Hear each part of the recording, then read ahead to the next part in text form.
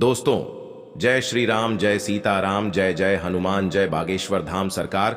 दोस्तों, संध्या दीपक जलाते समय जो नियम अपनाने चाहिए उनके बारे में कितना जानते हैं आप? क्या आप उस शाम को दीपक जलाने के महत्व के बारे में जानते हैं? और क्या आपको यह पता है कि आखिर शास्त्रों में संध्या के समय दीपक बाती करने का विधान क्यों बताया गया है?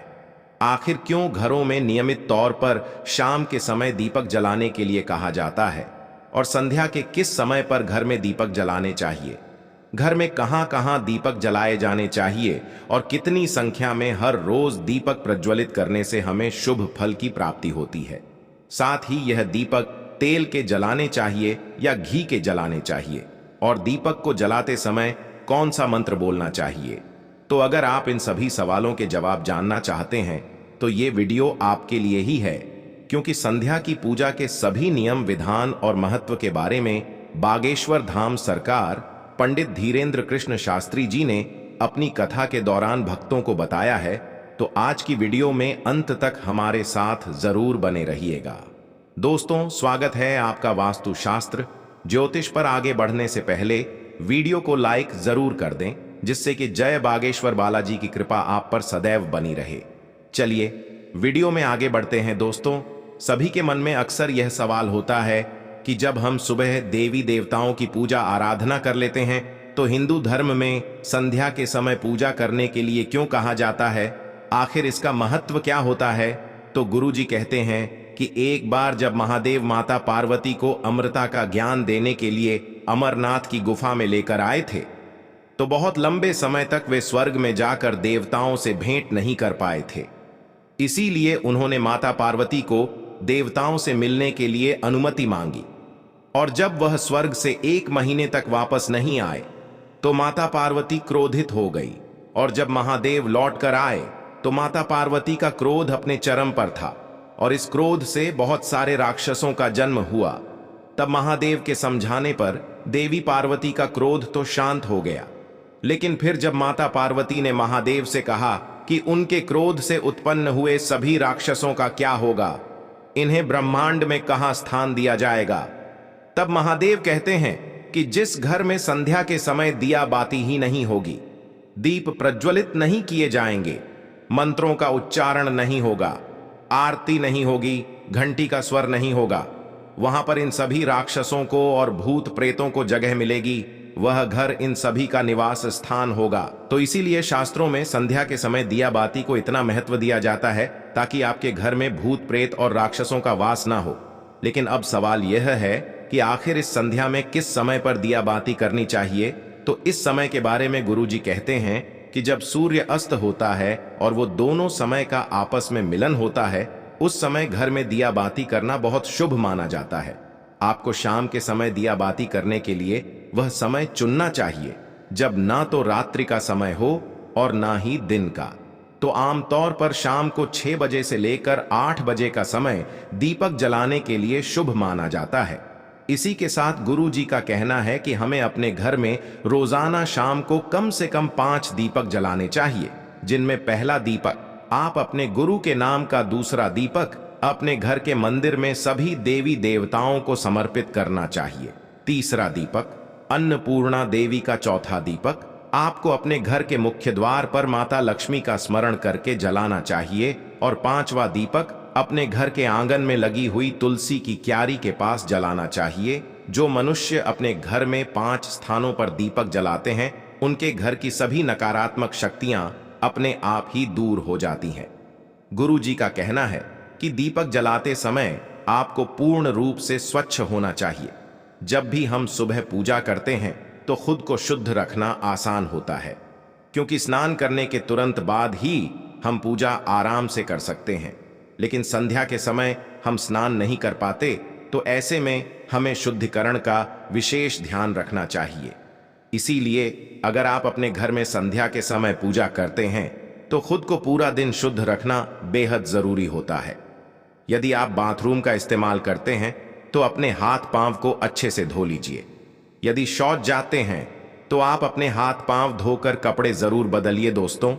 साथ ही यदि आप दोपहर में पूरे दिन ब्रह्मचर्य का पालन नहीं कर पाते, पति पत्नी साथ में रहते हैं, तो आपको संध्या की पूजा से पहले स्नान जरूर करना चाहिए।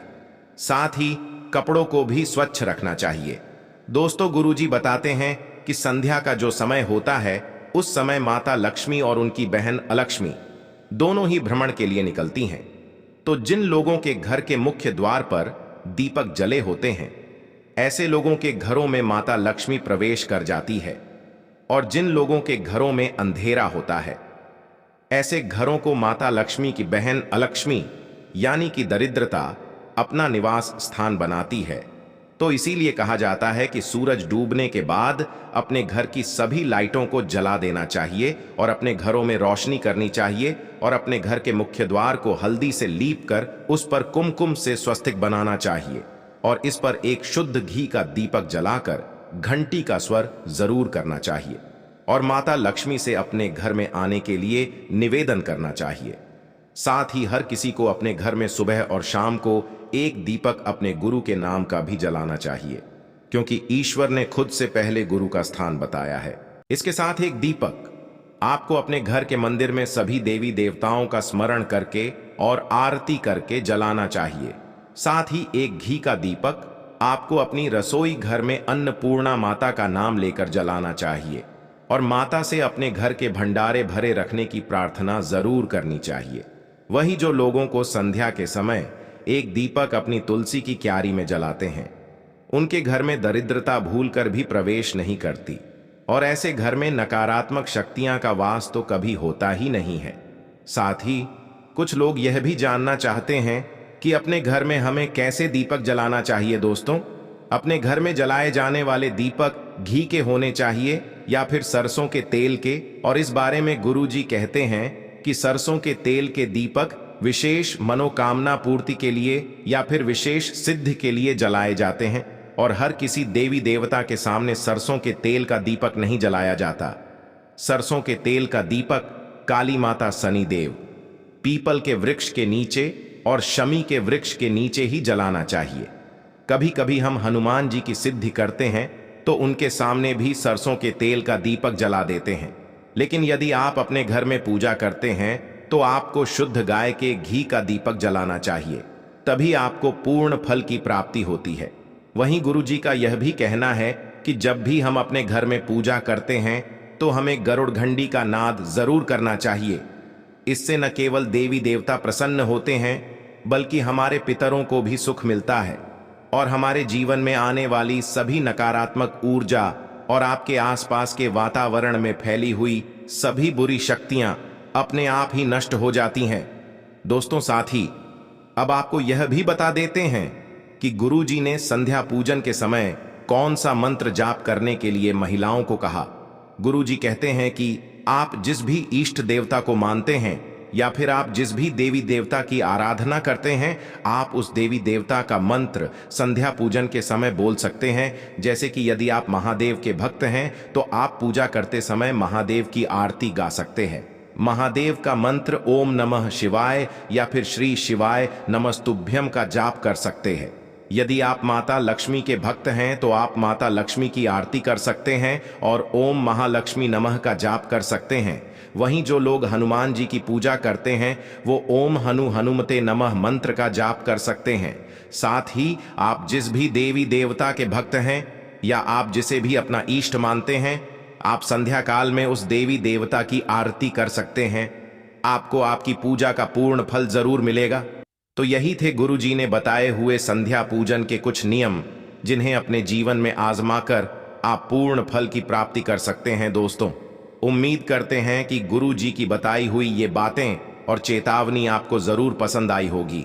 अगर आपको ये वीडियो अच्छी लगी हो तो वीडियो को लाइक करके चैनल को सब्सक्राइब जरूर करिएगा और कमेंट बॉक्स में जय श्री राम, जय बागेश्वर धाम सरकार, जय हनुमान, जय सीताराम जरूर लिखें।